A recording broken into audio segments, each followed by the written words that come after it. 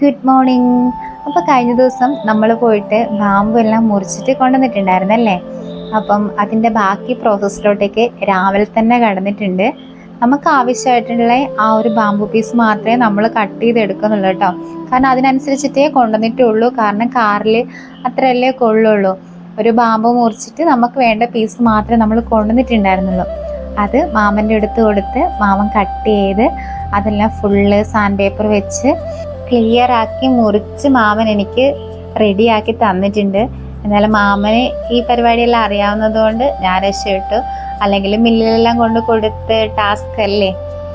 ഇനിയിപ്പം അടുത്ത പ്രോസസ്സ് എന്ന് വെച്ചിട്ടുണ്ടെങ്കിൽ മഞ്ഞളും ഉപ്പും ഇട്ട് അത് ട്രീറ്റ് ചെയ്തിടണം.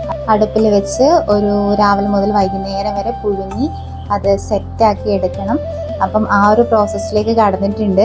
പക്ഷേ മഞ്ഞൾ നമ്മൾ അധികം ഇടുന്നില്ല. കാരണം ഹോട്ടലിൽ നിന്ന് കൊണ്ടുവന്ന ചെമ്പായതുകൊണ്ടും നമ്മൾ അധികം ഉപ്പ് മാത്രം ഇട്ടിട്ടാണ് അതൊന്ന് പുഴുങ്ങി റെഡിയാക്കി എടുത്തിട്ടുള്ളത്. അത് ഫാനിൻ്റെ ചുവട്ടിൽ വെച്ച് ഉണക്കി സെറ്റാക്കി പെയിൻ്റ് അടിക്കാൻ തുടങ്ങണം.